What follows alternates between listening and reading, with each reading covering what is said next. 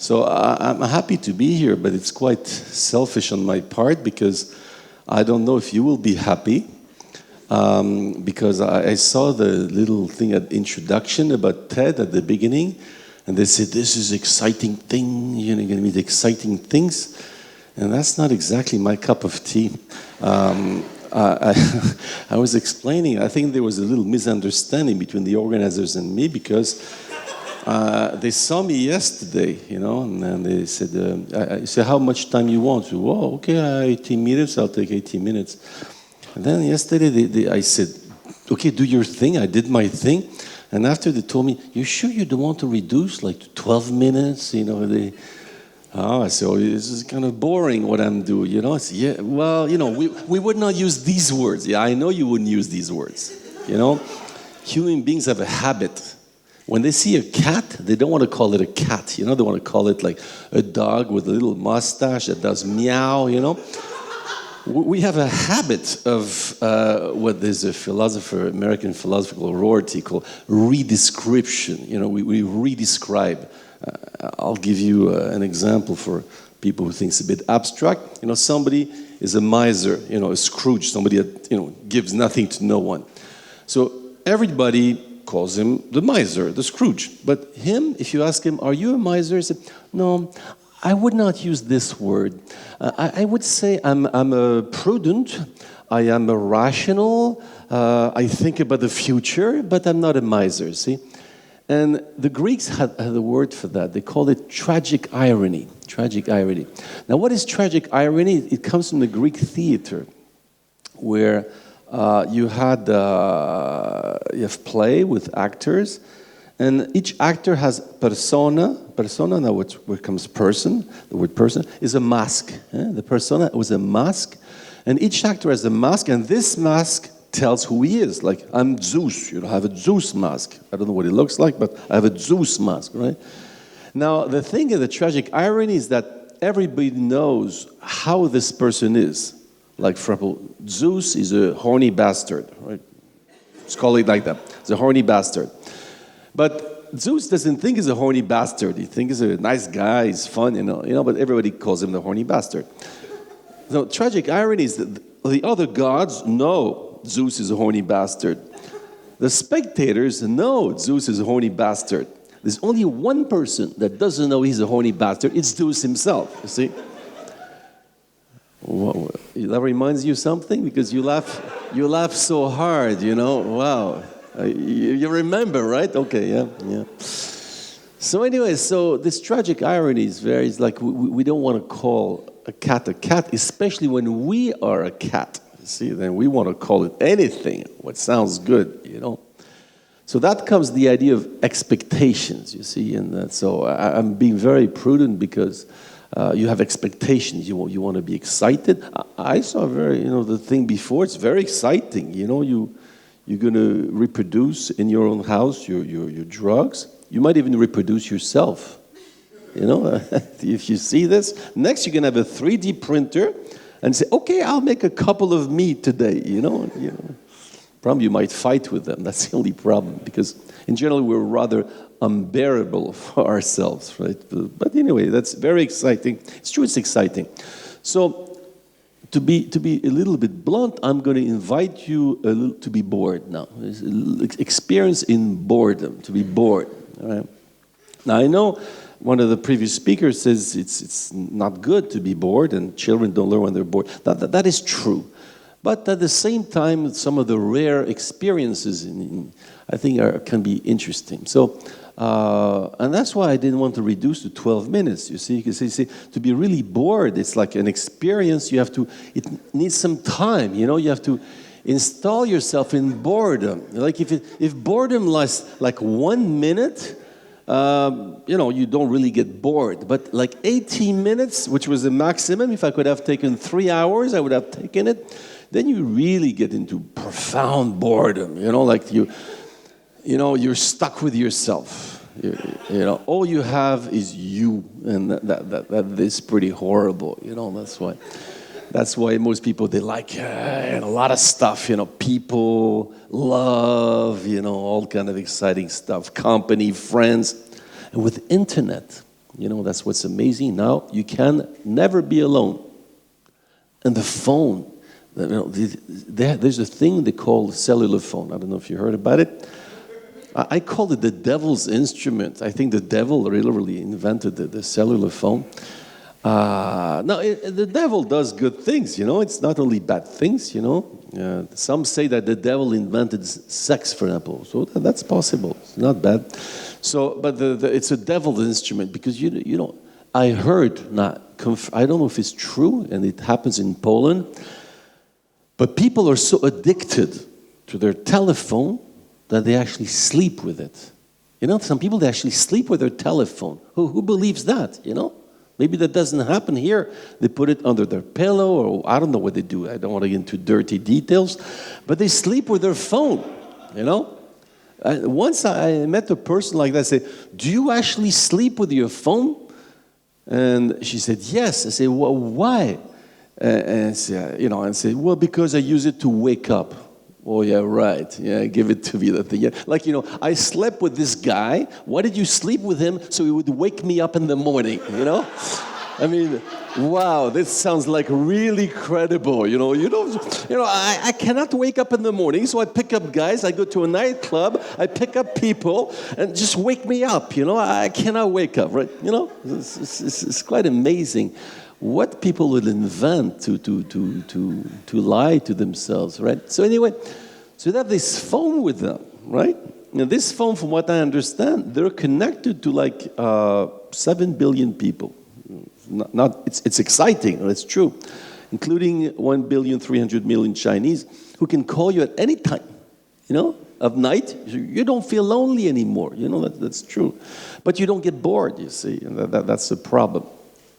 Although the paradox, you might get bored of your phone, But I see some people, they walk around, I don't know if this happens here, they walk around, they have their phone in their hand, They walk in the street, they have the phone, and for some moment when I was seeing this, I thought the person actually was like part of the apparatus to hold the phone. It's actually a walking phone. And there's somebody who's like, reproduced by a 3D machine that's supposed to walk the phone around. This phone has autonomous life. It walks around, and there's someone, like some people are paid to walk dogs. You know this? You pay them, and they take a walk, your dog, to take a little shit, So apparently they have people now, they walk your phone, So the phone goes around, and you see them, And actually, it's well organized, because when the phone rings, they even answer, say hello, So anyway, so anything, human beings do anything, not get bored, to face yourself. I mean, it's like a bit to get up in the morning, you go in the mirror, you see yourself. I mean, most people get depressed, And how do you know is that they rush to do things, They comb their hair, they shave. Apparently, some even put makeup. They put red, green, purple, all kind of stuff. Some even put rings. Like in the nose, in the ears, in anything. They put rings, right? Anything not to see yourself. Anything to make yourself special. Anything not to be in a tete-a-tete with yourself. That's the most, right? So I hope you start to get bored a little bit. If you're not, I'll try harder. No, because it's... so anyway, well, it's already almost half the time, and maybe I should start what I was supposed to do. Preambles are nice, but sometimes you got to go get to the real stuff, So this, I guess the translation in Polish about preambles and the real stuff was not exactly good. It was a sex joke. You're supposed to laugh when there's something about sex. People were supposed to laugh, but nobody laughed. Translation has a problem. Translation, this was about sex. First preambles, but then get to the real stuff. It's not working. It doesn't matter. One thing I discovered about Poland is a very moral country. Very, very moral. I hope you don't mind. I travel a lot all over the world, and I try to, when I go someplace, figure out how it works, you know. And if you don't mind, I check Wikipedia, like everybody, you know. The truth is in Wikipedia, right? So you check Wikipedia, it's true, plus it's short, you know. That's what's good about Wikipedia truth, you know all the truth, like in a couple of pages. And you can know all the truth about Poland in 2 pages, so, you know, this way it looks smart. So I found 2 very interesting things about Poland in Wikipedia. The first thing they put, you know, they start with the history. And what's the title of Poland history? A tragic history, you know. So when I come to Poland, I know I come in a tragic historical place. And this was confirmed because I did many workshops with children, and I've done it in many countries, and it's probably the country where most children cried. Yes, that's true. Yes, they cried. And you know the funny thing, when children cry here in workshop, you don't have to do much. You ask them, like what I do, I write books about problems, so I ask the child, is there a problem in your life? And they start crying. I say, what's happened? I thought problems were fun. You know, you say, I have a problem, right? But no, they cry. And then when the children cry, the adults, they start going, oh, you know, they're going to cry too. Or the reverse, they get angry, which is the same thing, right? So you're not supposed to, it's forbidden to cry in Poland for some reason. Anyway, so they cry a lot, but it's forbidden to cry. So there's a very strong moral thing, yes. And in fact, I tell you what, I have to start. This thing keeps going. 6:30, okay. So why did we kill Socrates, you know? Well, that's a good question.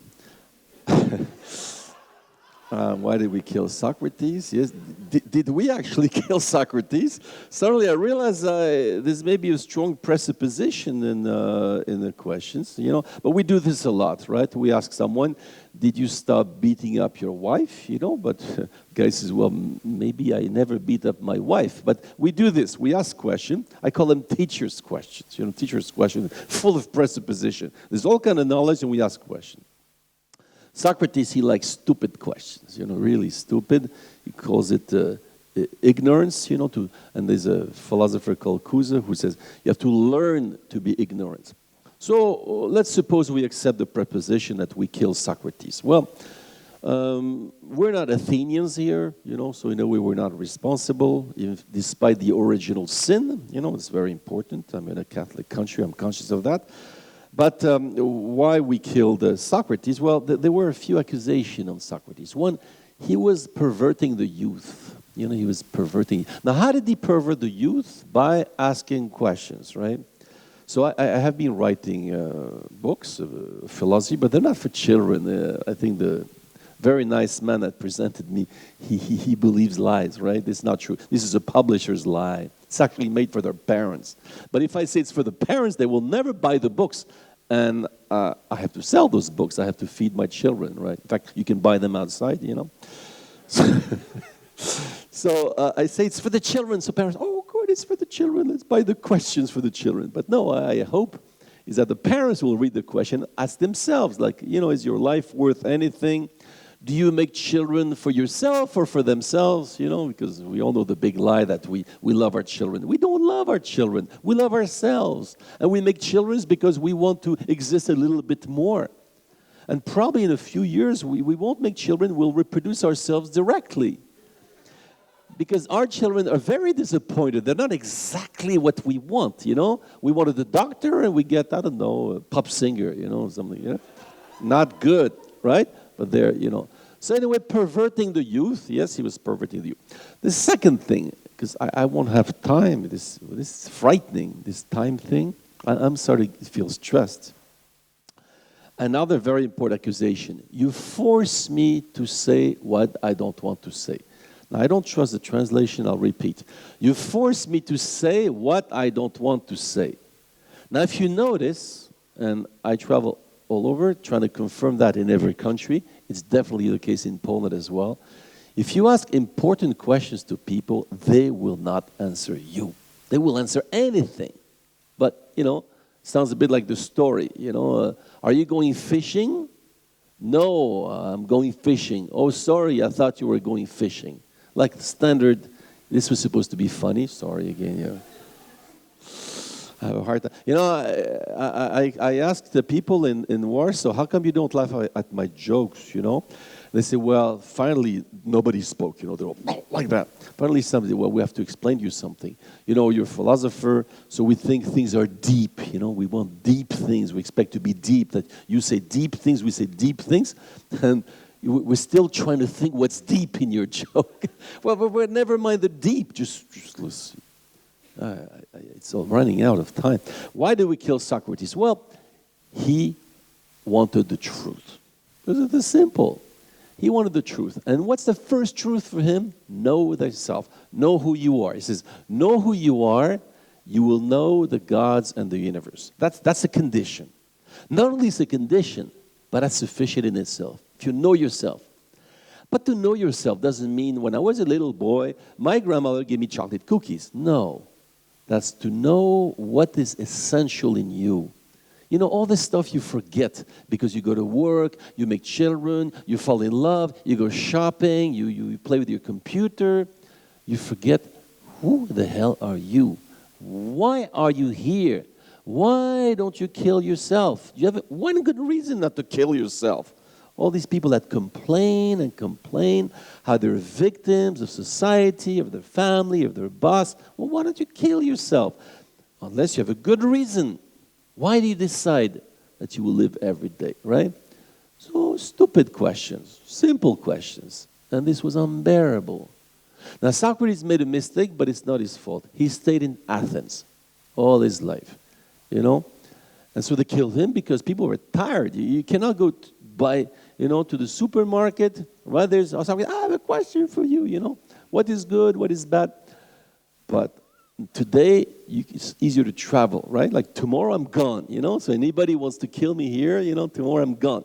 By the time he realizes that it's a poison gift, this Socratic tradition, you know, I'll be gone. So he can do whatever, but he can't kill me, and I have to protect myself. I'm a father, I have to, you know, I need to take care of my children, so I don't want to die right away.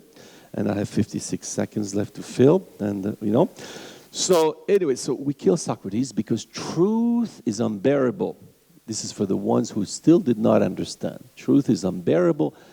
And most of our life, we build expectations about who we would like to be. I'd like to be Batman. Well, and we start confusing what we want to be with who we are. And so anybody asks you a question to check who you are and not what you want to be, this is unbearable. And you want to kill. And that's the reason, I'm sure, for most divorces and most parents disappointed with their children. So since there's 13 seconds left, you can have some 30 seconds of free time. Thank you very much.